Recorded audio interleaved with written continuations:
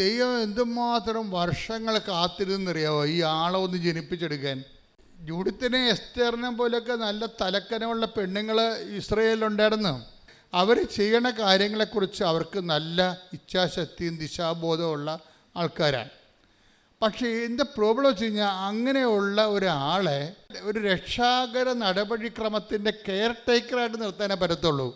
അതിൻ്റെ യഥാർത്ഥ ആളായിട്ട് ഏജൻ്റായിട്ട് വെക്കാൻ പറ്റത്തില്ല. അതുകൊണ്ട് റൂത്തും താമറും ഒക്കെ രക്ഷാകര സംഭവത്തിലെ കെയർ ടേക്കേഴ്സാണ്. അവർ ശ്രേണിയിലുണ്ട്, ഇല്ലെന്നൊന്നും പറയണില്ല, ഉണ്ടവർ. പക്ഷെ അവർ ലൈം ലൈറ്റിലില്ല. അവർ ഇങ്ങനെ ഗ്രീൻ റൂമിൽ നിൽക്കണ കാണാം. താമരൊക്കെ ഗ്രീൻ റൂമിലുണ്ട്, എല്ലാവരും ഉണ്ട്. പക്ഷെ സ്റ്റേജിൽ മറിയം മാത്രമേ ഉള്ളൂ. അതെന്താ കാര്യം? അവിടുന്ന് തന്നെ ദാസിയുടെ വിനീത അവസ്ഥ. മറ്റതൊക്കെ വിനീതപ്പെട്ട് വരാൻ കുറച്ച് സമയമെടുക്കും. റൂത്തും താമരൊക്കെ വിനയപ്പെട്ട് വരാനേ.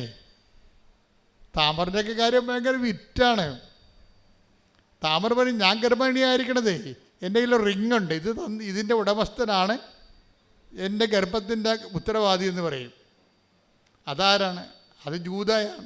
ജൂദാക്കിട്ട് പണി കൊടുക്കണേ. ഇപ്പോൾ ദാവീദിനെ പ്രസവിച്ചത് റൂത്ത് അല്ലെങ്കിൽ പോലും റൂത്ത് ദാവീദിൻ്റെ അമ്മുമ്മയാണ് ശരിക്കും പറഞ്ഞാൽ. അപ്പോൾ ദാവീദിൻ്റെ പോലും അമ്മുമ്മയാകാൻ റൂത്തിന് പറ്റണുള്ളൂ. റൂത്തിൻ്റെ അത് വലിയ മിസ്റ്റേക്ക് ഇല്ലാത്തൊരു ലേഡിയാണ്. അപ്പോൾ നമുക്കറിയാം മാതാവിന് എന്തുമാത്രം വ്യത്യാസം, എന്തുമാത്രം ഫിൽട്ടർ ചെയ്തിട്ടാണ് ഈ മറിയത്തിലേക്ക് ദൈവം വരണതെന്നറിയാം. മറിയത്തിനോട് പറയുമ്പോൾ തന്നെ മറിയത്തിൻ്റെ ആദ്യത്തെ വാക്ക് തന്നെ ബിഹോൾഡ് എന്നാ പറയുന്നത്. ബിഹോൾഡ് എന്താണ്?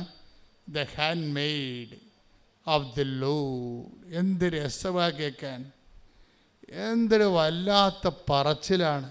എന്താണ്? നീ ഗർഭം ധരിച്ച് പുത്രനെ പ്രസവിക്കുമെന്ന് പറയുമ്പോൾ അതിൻ്റെ ബാക്കി ഭാഗങ്ങളെല്ലാം വെളിപ്പെടുത്തി കഴിയുമ്പോൾ അമ്മ പറയുന്ന വാക്ക് എന്താണ്? ഇതാ കർത്താവിൻ്റെ ദാസി.